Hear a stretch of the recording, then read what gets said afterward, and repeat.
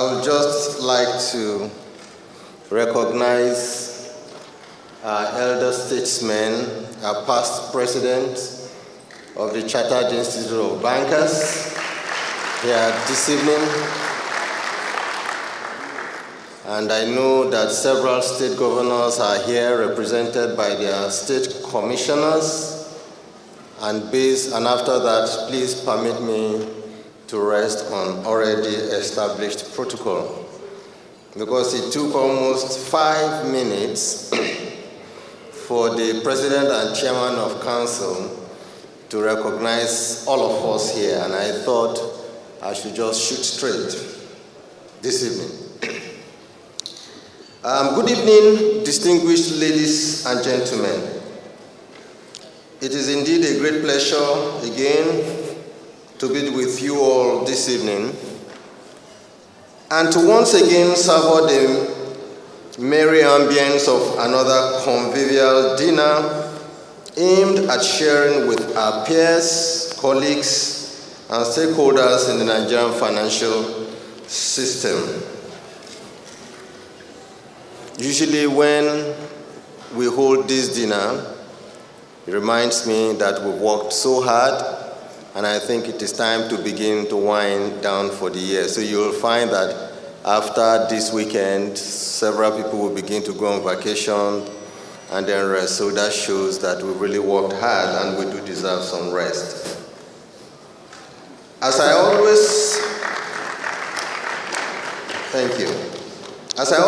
maintained, banquets like these are valuable occasions for us to momentarily recoil from the day-to-day concerns of inflation, recession, and foreign exchange, and to ultimately rethink the long-term factors shaping our economy.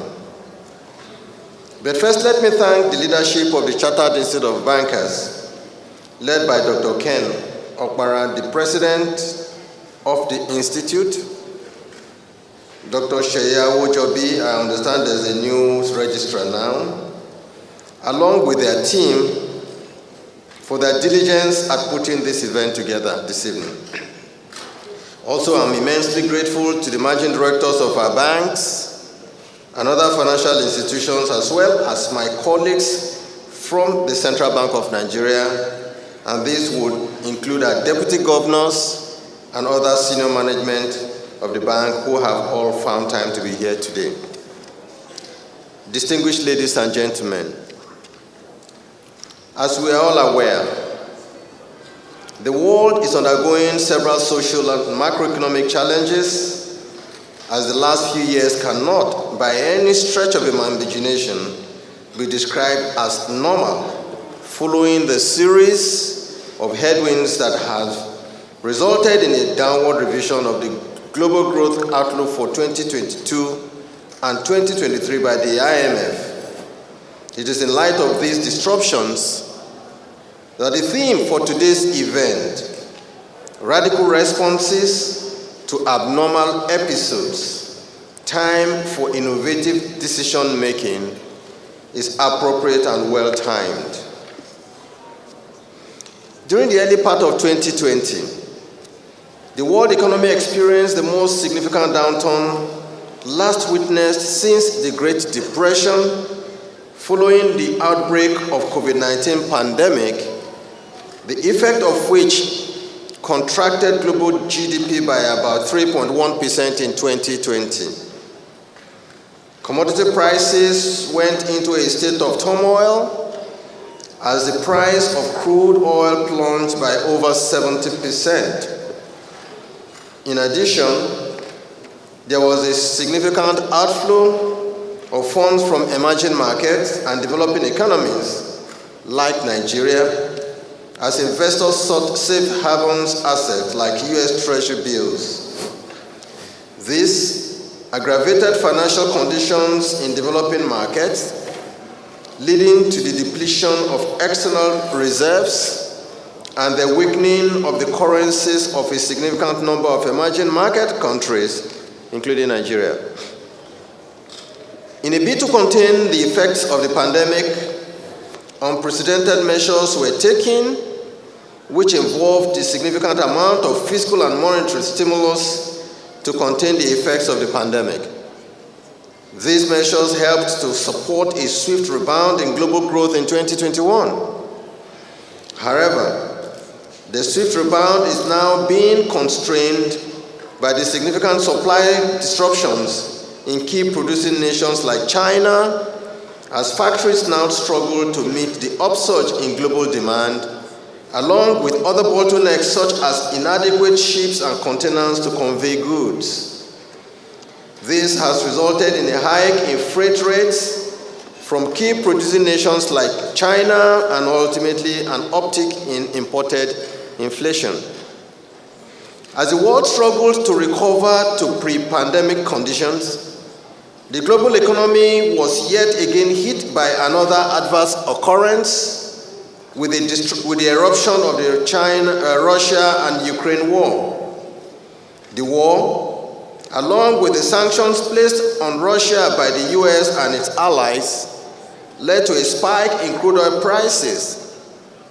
Given the dominant role Russia plays as a key energy producer, energy prices spiked to over $120 per barrel in March 2022 from a low of $14 per barrel in April 2020.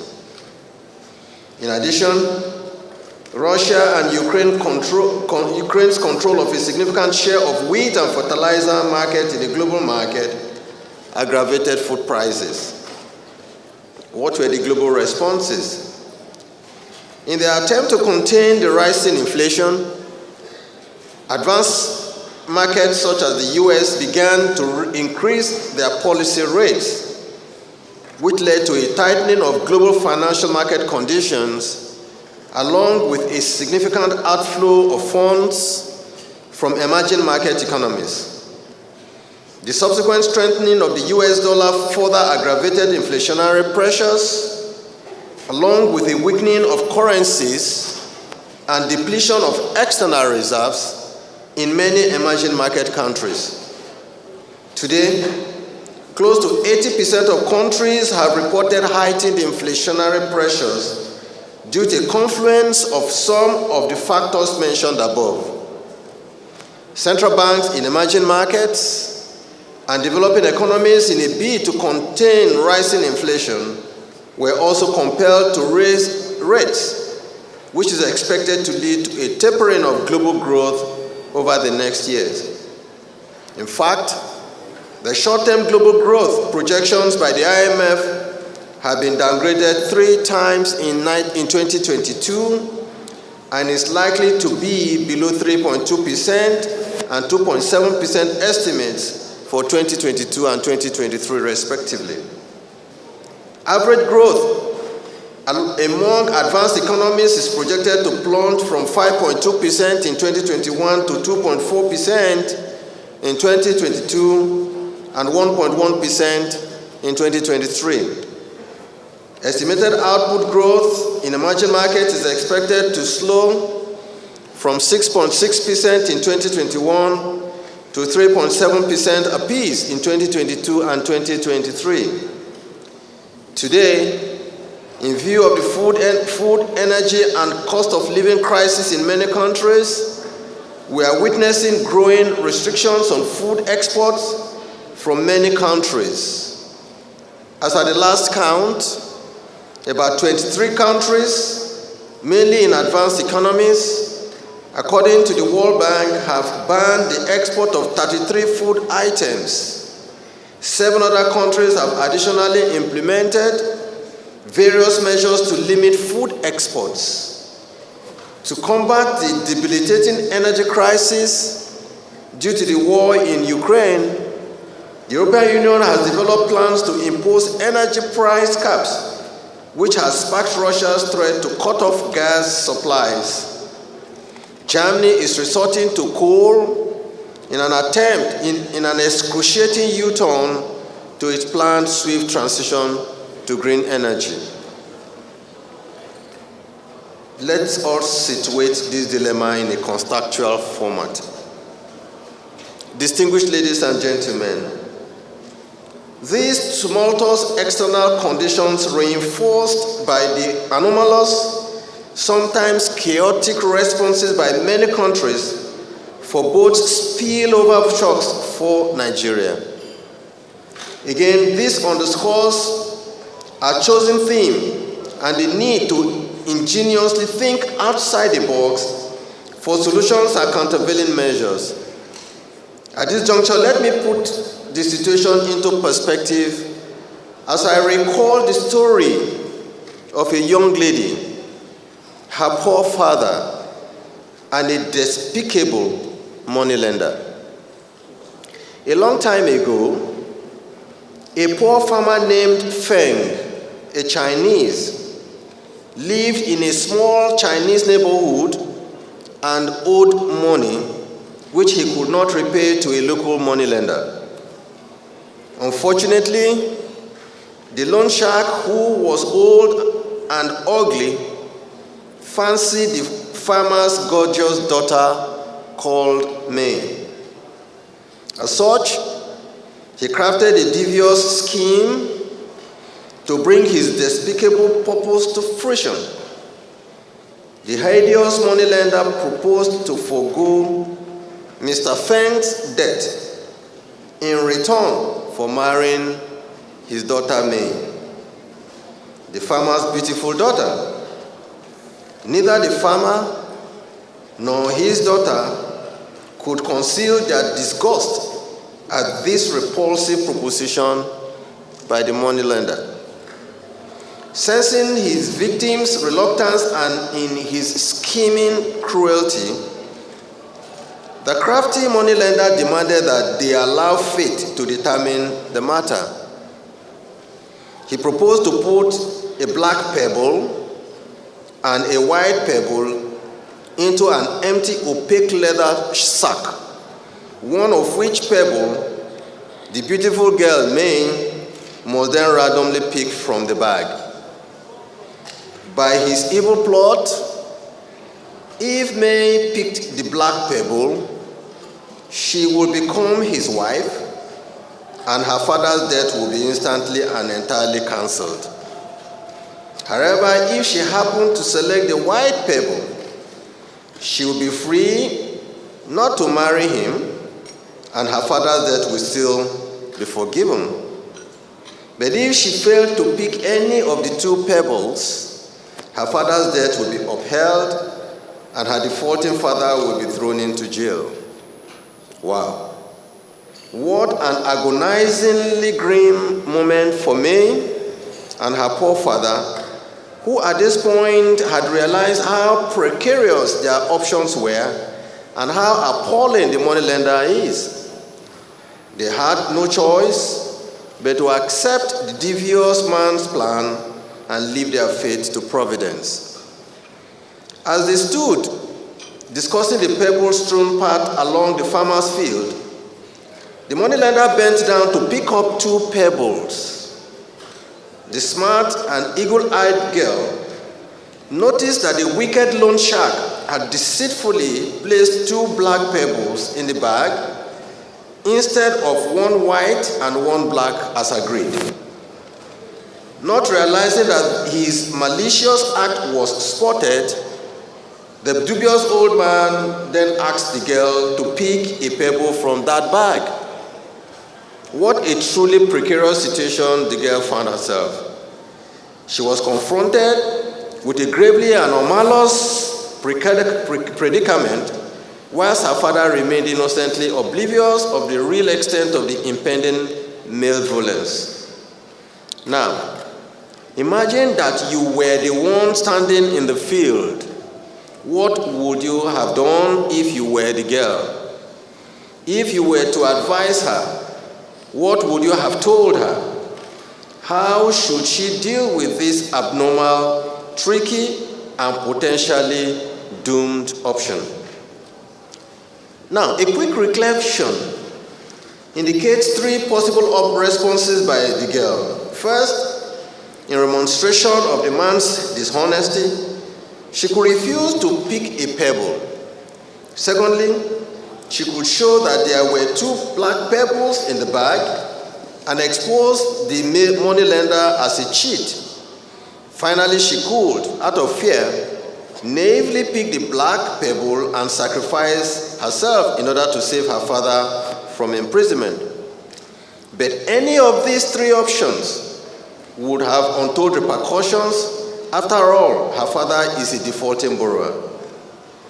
The lady needed to find a non-confrontational, non-abrasive, and smooth solution to her dilemma. I will pause the story here for us to contemplate a resolution of this puzzle. The foregoing story aims to highlight the difference between lateral thinking, that is imaginative, and logical thinking, which is common sense here. The girl's predicament cannot be solved with traditional actions, which is conventional actions or conventional policy, especially in view of the steep consequences of the three logical possibilities that confronted her. Ladies and gentlemen, the predicament confronting this lady in the story parallel those beleaguering our domestic economy today in Nigeria. Given Nigeria's fundamental vulnerabilities, it is imperative to find sustainable ways of insulating the economy from continued exogenous challenges. In addition to the relentless waves of abnormal shocks that is battering the global economy, domestic conditions are exposed to spillovers from the repulsive actions in some key economies. It therefore behooves us to adequately identify and understand the key implications of these undercurrents on the Nigerian economy. Unfortunately, the Nigerian economy was not insulated from the spillover effects of these external shocks, though some of the actions taken by our monetary and fiscal authorities have helped to cushion its effect on our economy. Based on this, the economy has remained resilient in the face of enormous vulnerabilities.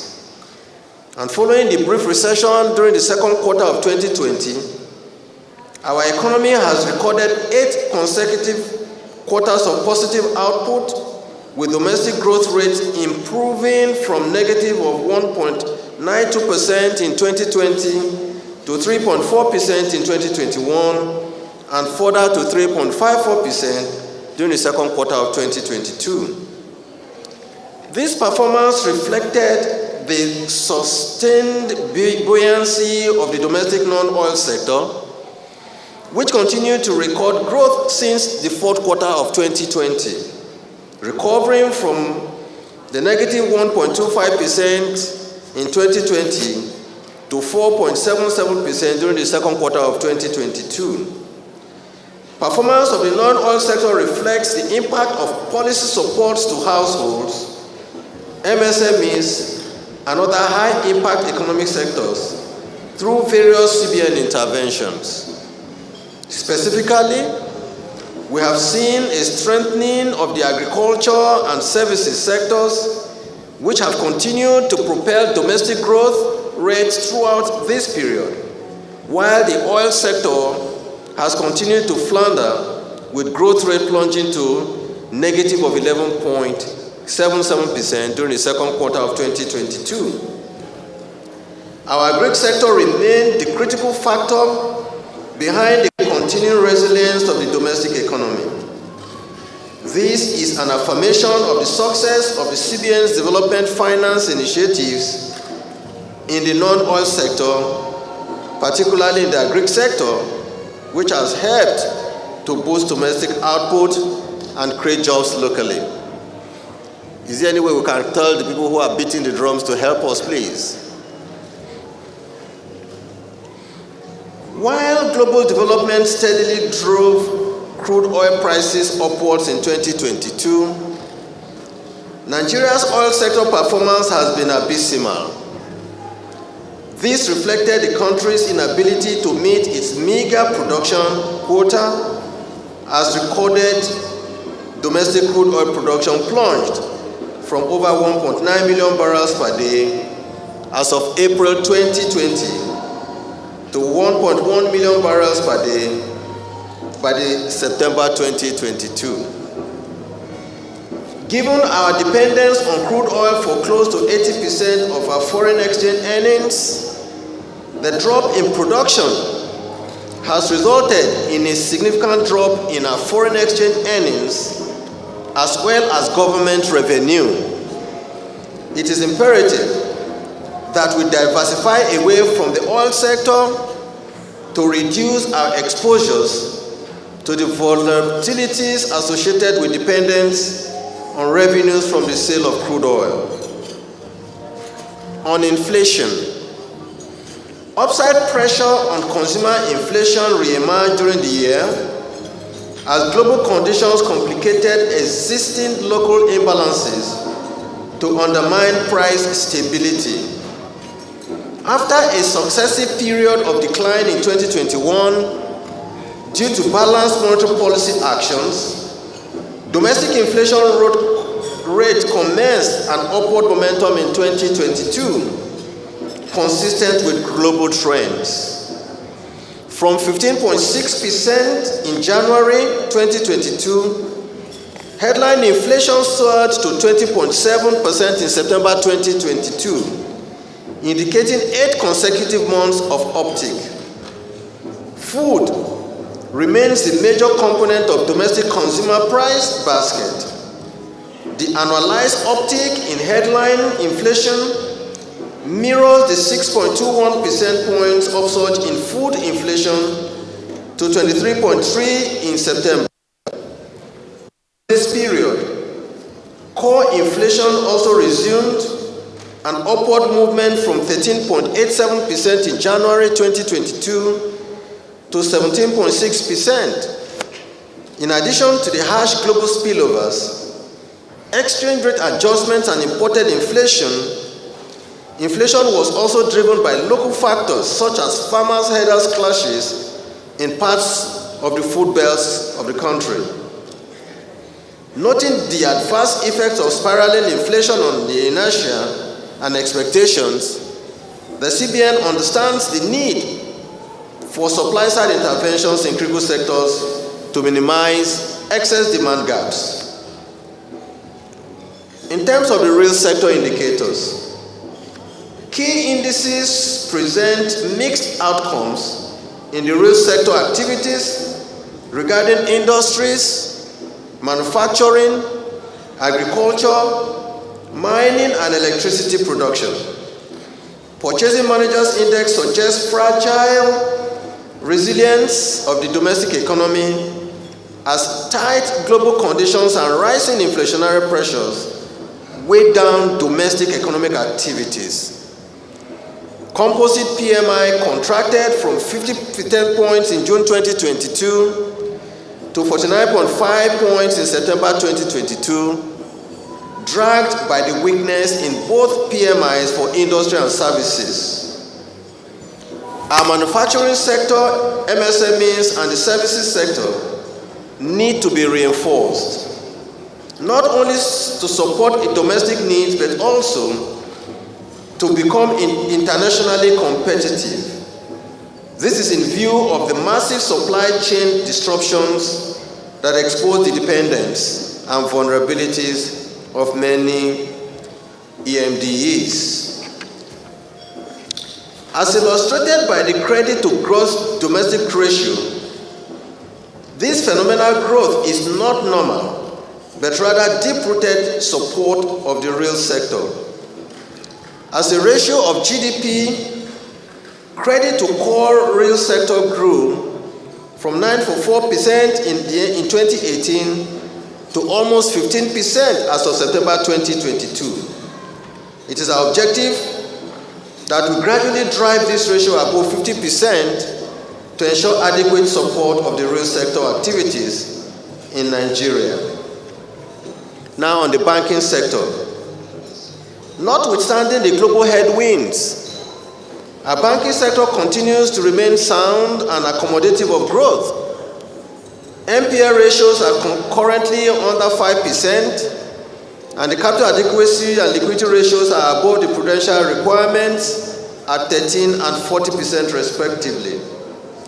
We intend to continue to maintain strong oversight of our banking institutions to quickly identify any vulnerabilities and ensure that banks take suitable measures to mitigate any potential risk. On foreign exchange, the drop in oil receipts, along with tightening of global financial market conditions, have weighed heavily on our foreign exchange markets. The downward short-run trend of the external reserves reappeared at the beginning of 2022. Accordingly, after recovery from $33.7 billion in March 2020 to $41.6 in September 2021, official reserves fell to about $37 billion as at October 2022. At approximately 6.4 months, import cover in October remained above the traditional 3-month threshold. This reflected the massive demand pressure mounted on the foreign exchange market as import appetite remained high vis-à-vis available foreign reserves. During this period, foreign exchange market developments exerted considerable pressure on the naira to dollar exchange rate, notwithstanding the enormous efforts of the CBN to stabilize the foreign exchange rate. Over the medium term, the insistent demand pressures at the foreign exchange market moved the exchange rate from about 381 naira to the dollar at the end of 2020 to 416 in January 2022 and further to over 440 today. Capital flows. With the upsurge in global inflation, which have reached record heights in advanced countries, the ensuing global monetary tightening is threatening global macroeconomic conditions. In Nigeria, this threat is considerably muted due to a low appetite of capital flows since 2020. Monthly average capital outflows from Nigeria year to date is less than 1/3 of its value in 2019, having declined from $1.37 billion monthly to just $580 million monthly in 2022. It is thus imperative for us to ensure, through innovative inward-looking structural policies, that we find sustainable ways of adequately insulating our economy from the volatility associated with foreign portfolio flows. What were the countervailing policy measures? Distinguished guests, ladies and gentlemen, the prevailing circumstances prevent a dilemma for policymakers. Higher inflation needs to be tackled with tools that can potentially constrain our fragile output growth and cause us stagflation.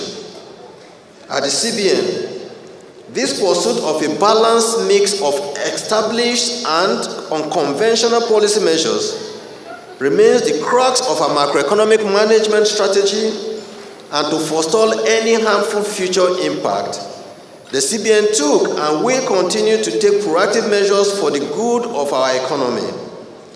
Some of the countervailing measures we took over the past few months to chart a path for sustainable advancements are listed hereunder. On monetary policy, after a prolonged period of monetary policy accommodation aimed at supporting the productive sector of the Nigerian economy, Monetary Policy Committee of the CBN reconsidered its stance as inflationary pressures resurfaced. Consequently, with the resumed uptick of inflation rate in February 2022, the Monetary Policy Committee has raised its policy rates 4 times, from 11.5% to 16.5% in November 2022. With a cumulative hike of 500 basis points so far in 2022, we are confident of an ensuing period of sustained disinflation. The cycle of monetary tightening could, however, impinge on growth momentum if adequate supportive and structural measures are not quickly implemented. On foreign exchange management, the Nigerian foreign exchange market is in the middle of serious crunch, which are straining our reserves and stifling the value of our naira. Market demand for both goods and invisible transactions has continued to increase under various uses in the face of dwindling supply of foreign exchange. As we all know, for example, the official exchange receipt from crude oil sales into our official reserves has dried up steadily from above $3 billion monthly in 2014 to absolutely $0 today. To put this drawback into perspective, it is equally no news that the number of student visas issued to the Nigerians by the UK alone has increased from an annual average of about 8,000 visas as of 2020 to nearly 66,000 in 2022, which implies an 8-fold surge to about $2.5 billion annually in study-related foreign exchange outflows out of Nigeria to the United Kingdom alone. This is against the backdrop of the worsening mismatch between foreign exchange market demand and supply and the need to boost foreign exchange earnings that the CBN and the Bankers Committee initiated the RT200 program in February 2022. The program was fundamentally devised to innovatively tackle the fundamental problem associated with the repatriation of non-oil export proceeds. So far, we have recorded and continue to record resounding success with the RT200 program, and inflows through this program in 2022 rose to about $1.6 billion and could surpass $2.5 billion by the end of the year. Under our rebate scheme of the program, the CBN has reimbursed a total of 78.4 billion naira, which I consider a fair price to incur in order to stabilize our exchange rate. Prior to RT200 program, the CBN had also rolled out several initiatives to bolster the inflow of foreign exchange into Nigeria in a stable and sustainable manner. One of these, as you may recollect, is the Naira for Dollar scheme. This initiative reflects our efforts to boost migrant remittances into the Nigerian economy. I'm happy to note that so far the Naira for Dollar scheme has been successful in increasing remittance inflows through our registered IMTUs. Currency redesign or currency repainting.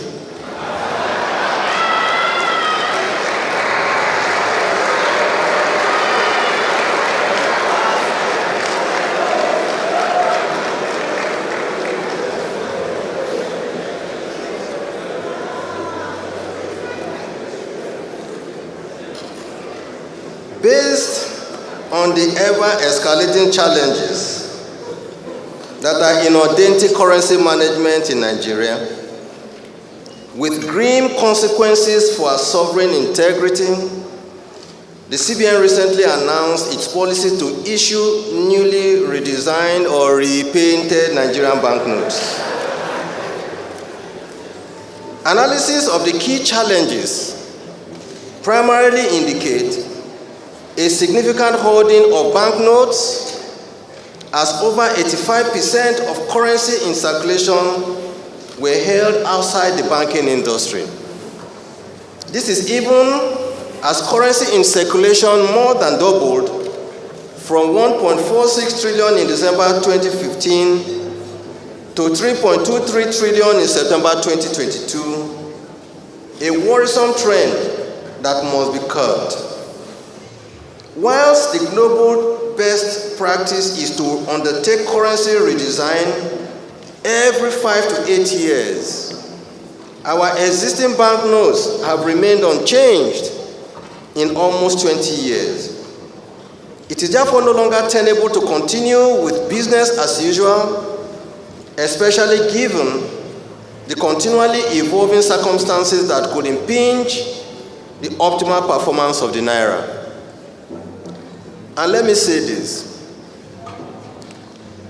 After the 26th of October 2022, when we announced the approvals given by the President for redesigning the Naira, I have watched with interest analysts on TV and radio criticize this policy.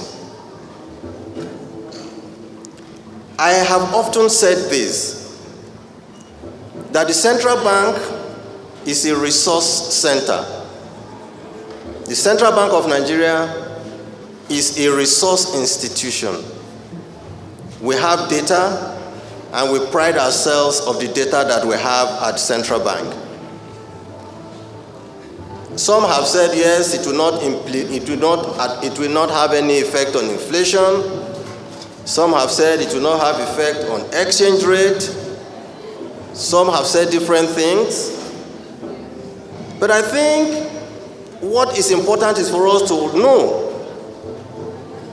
that there is no country in the world today that has allowed its currency to remain unchanged, whether through what you call restructuring or what you call repainting.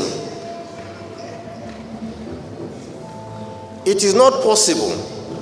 And what you will find in every country is that maximum between 5 to 8 years, all currencies in circulations will gradually be withdrawn and new ones will be issued for good purpose. And for us in Nigeria, we have highlighted those purposes, that we want monetary policy to be more efficacious. We want to stop hoarding of currency in houses. We want to stop what is happening about banditry and terrorism in Nigeria because people find it comfortable to carry dollar and naira cash, carry cash into the bush. Most of the countries of the world today have embraced cashless.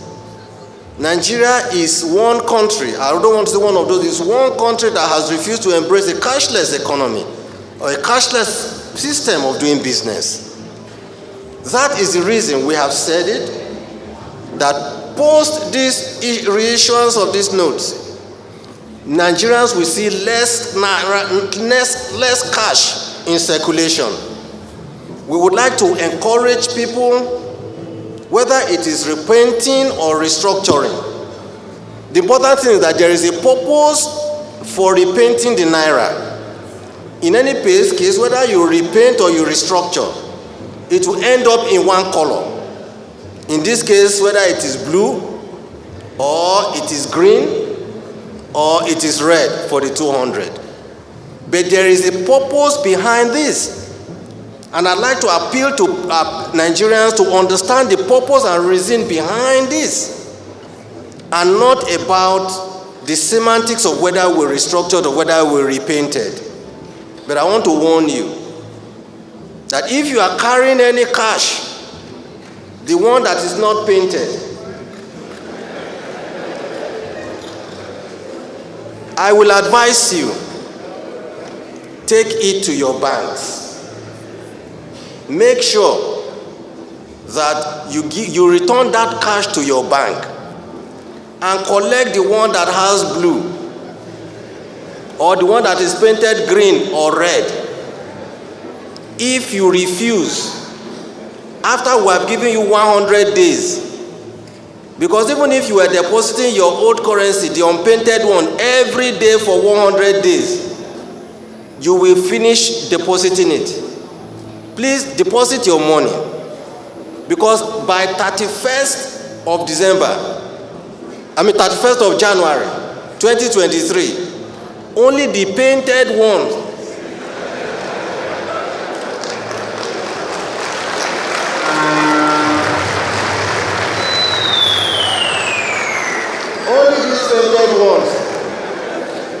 is what is useful. All those unpainted ones, you will have to burn them. There have been attempts in the past to resist this. And I'm not going to hold back on thanking the president. And I had said that it takes a president of his esteem and incorruptible statue to give those approvals. Because I know how even me, I have been confronted and resisted in the past not to do this. But because of an understanding and agreement between the federal government and the CBN, we have moved forward on this repainting.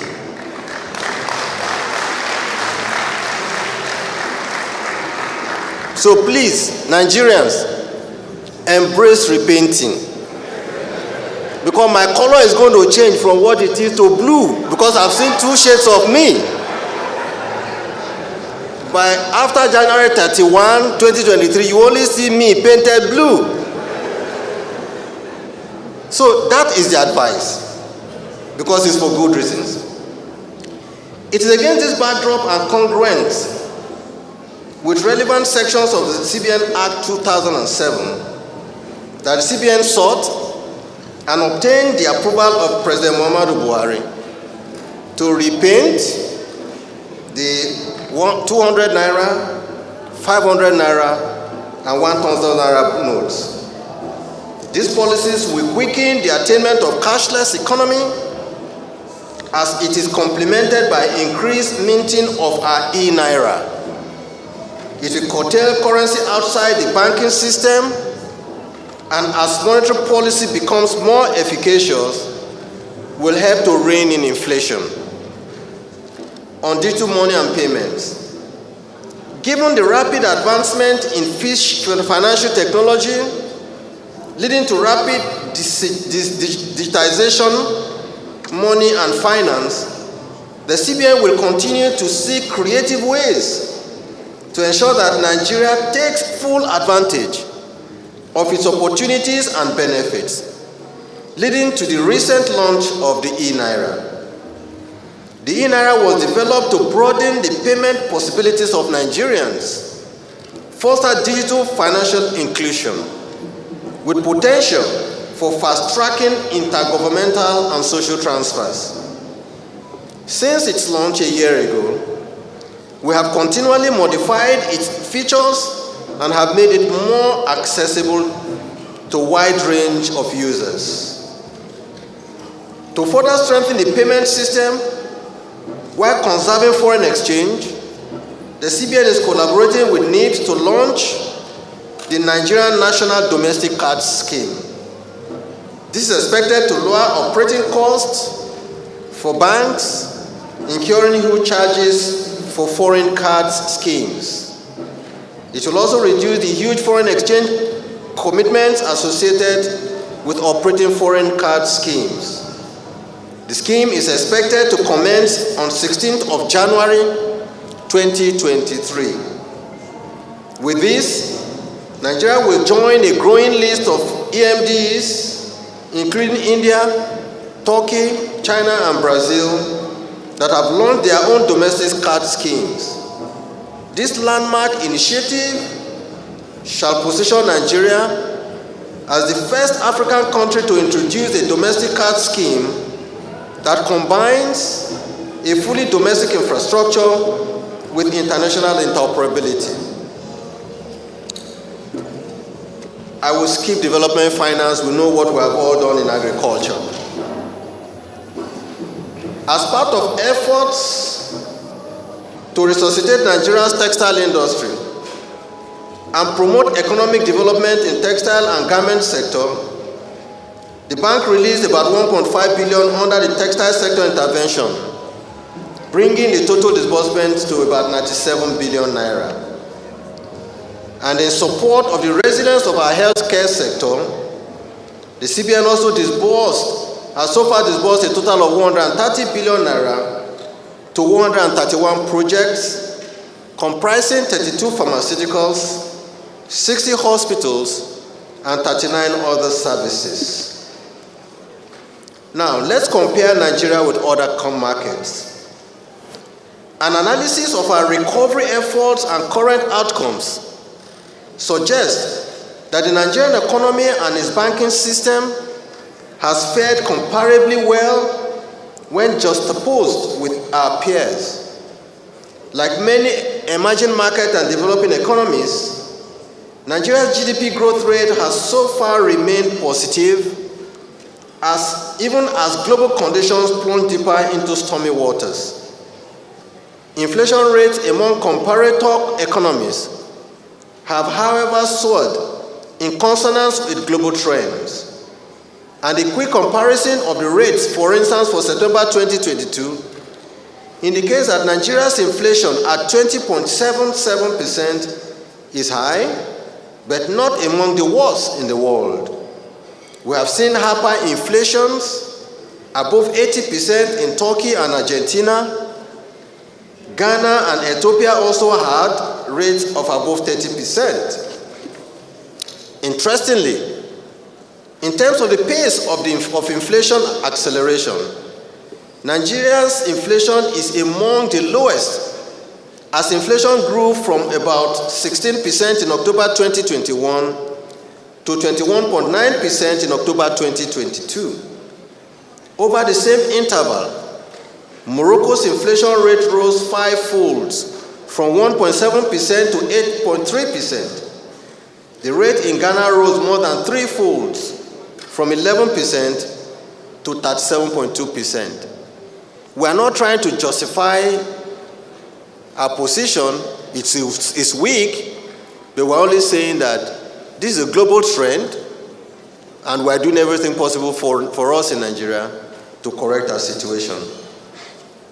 Our outlook for 2023. Distinguished ladies and gentlemen, the short-term outlook of the global economy is increasingly bleak, as lingering effects of the pandemic-induced supply chain disruptions and economic fragmentation is worsened by the uncertainties triggered by the eruption of the Russian-Ukraine war. Accordingly, the IMF projects that more than a third of the global economies will suffer a recession within the next 2 years, especially as the US, European Union, and Chinese economies they stagnate. In emerging markets, growth forecasts have been revised downwards for China, for India, Mexico, Turkey, and South Africa, reflecting country-specific factors, uncertainties in the financial market conditions, and rising spillover effects of global geopolitical tensions. As external conditions flounders, inflationary pressure is expected to worsen and become even more persistent in many countries going forward. The rate in key advanced economies is projected to remain historically elevated at double-digit levels up to the third quarter of 2023 at the earliest.